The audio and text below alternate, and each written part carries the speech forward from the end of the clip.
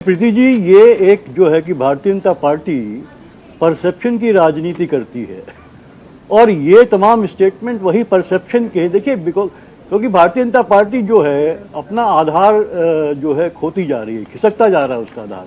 और जो विपक्षी दलों की जो एक बैठक हुई थी जिसमें काफ़ी विपक्षी दल शामिल हुए थे, वो एक वार्निंग सिग्नल था बीजेपी के लिए। और लगातार कर्नाटक इसके पहले हो चुका था। कल आपने देखा तेलंगाना में जिस तरह से राहुल गांधी की मीटिंग में जिस तरह से लोग आए, वहाँ लाखों लोग आए, वो भी एक वार्निंग सिग्नल है वहाँ के लिए। तो भारतीय जनता पार्टी जो है एक ये परसेप्शन क्रिएट करना चाहती है। और अनुराग ठाकुर का जो स्टेटमेंट उसी संदर्भ में मैं देखता हूँ कि एनडीए के पक्ष में जो है एक हवा बनाने का काम हो रहा है पूरी तरीके से, जबकि स्थितियाँ देखिए बड़ी विपरीत हैं बिल्कुल।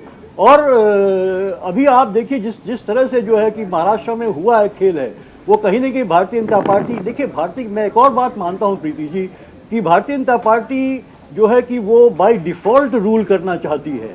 आप इलेक्ट होके आइए, जनता आपको चुनती है तो आप आइए, आप शासन करिए। लेकिन इस तरह की जो है लोटस ऑपरेशन का करके और दूसरी तरीकों से जो है दूसरी सरकारों को गिरा के, उनको तोड़ के, दूसरी पार्टियों को तोड़ के अगर आप सत्ता में आना चाहते हैं, अभी एकनाथ शिंदे के साथ भी जो है काफ़ी डिफरेंसेस चल रहे हैं। और हो सकता है कि देखिए उसी संदर्भ में ये जो महाराष्ट्र में किया गया हो, क्योंकि अभी डिस्क्वालिफिकेशन वाला मामला लटका है और आने वाला ही है वो। और जहाँ तक जो खबरें हैं कि वो जो है वो खिलाफ जाएगा और वो डिस्क्वालीफाई होंगे। ऐसे में जो है कि भारतीय जनता पार्टी की सरकार के लिए बड़ा संकट खड़ा होता है। इसलिए उनके लिए ज़रूरी था कि एनसीपी या किसी और दल को भी तोड़ सके। एनसीपी सबसे बड़ा इस समय जो एक मुफीद उनको दिखाई दे रहा था। अजीत पवार जो है और छगन भुजबल जो है, छगन भुजबल देखिए मेन खिलाड़ी इसके छगन भुजबल हैं। और उन्होंने और वो उनका आपका अगर पास्ट आप देखेंगे किस तरह से जिस बात को भारतीय जनता पार्टी कह रही है लगातार करप्शन के खिलाफ, प्रधानमंत्री मोदी जी भी कहते हैं और लगातार, लेकिन इतने करप्ट लोग हैं। छगन भुजबल का आप इतिहास देख लीजिए, तमाम केसेस उनके खिलाफ हैं, किस तरह करप्शन के केसेस उनके खिलाफ हैं। अजीत पवार के ऊपर भी केसेस हैं। तो उन्हीं सब लोगों को लेके अब आप सरकार बना रहे हैं। तो सिर्फ ये है कि they want to form government by default. मैं ये कहूँगा आप अपने कार्यक्रम को लेकर आइए जनता के सामने और जीत के आइए। तो ये एनडीए के पक्ष में एक माहौल बनाने के लिए। और देखिए प्रीति जी क्या हो रहा है, सबसे बड़ा खेल आज की राजनीति में क्या हो रहा है कि जैसे सोशल जस्टिस बहुत अच्छी चीज़ थी, लेकिन जो जातिवादी जो राजनीति हो गई पूरी, उसमें छोटे छोटे दल पैदा हो गए हैं। और ये छोटे दल जाति के आधार पे जो है पैदा हो गए हैं, जिनकी अपनी जाति समूह जो हैं छोटे जो उनके कुछ 5-10 हज़ार जो वोट उनके हैं, उसके आधार पे ये जो है कि इन्फ्लुएंस करते हैं वोटिंग पैटर्न को।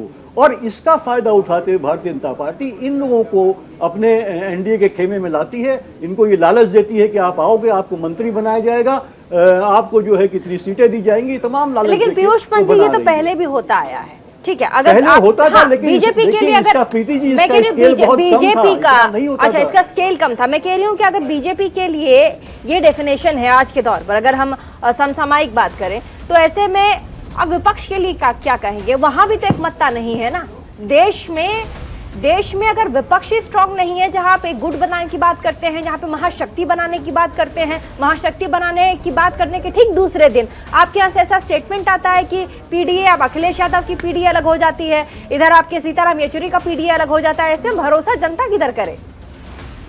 निश्चित रूप से ये सबसे बड़ा क्राइसिस है हमारी राजनीति का और राजनेताओं का, जो है कि वो एक विश्वसनीयता का जो एक तत्व होता है वो लगातार जो है कम होता चला जा रहा है। कम से कम आप अगर विपक्षी एकता के पैरोकार हैं तो आप जो है मजबूती के साथ खड़े रहिए, एक साथ रहिए, क्योंकि वही आपका लक्ष्य है और वही जनता आप पे विश्वास कर सकती है उसके ऊपर। लेकिन हो क्या रहा है कि इसमें कि अपने अपने स्वार्थ के तहत जो है राजनीति की जा रही है। और जहां मौका मिल रहा है ये भूलते हुए कि हमने इतने साल में पार्टी ने हमें क्या मौका दिया, हमें कितनी बार जितवाया, कितनी बार हमको कैबिनेट में वर्ष दी गई है, ये सबको भूल के जहां से फिर मौका मिल जाता है। देखिए हर पार्टी का एक पीरियड होता है, लीन पीरियड होता है, और एक होता है पीक पीरियड होता है, जब वो मौके मिलते हैं और नहीं। लेकिन आपकी अगर एक आइडियोलॉजी के तहत आप काम कर रहे हैं, पार्टी के साथ जुड़े हैं, तो ये आपका कर्तव्य बनता है, क्योंकि आपका मेन उद्देश्य होता है उन जनता के लिए जो है काम करना।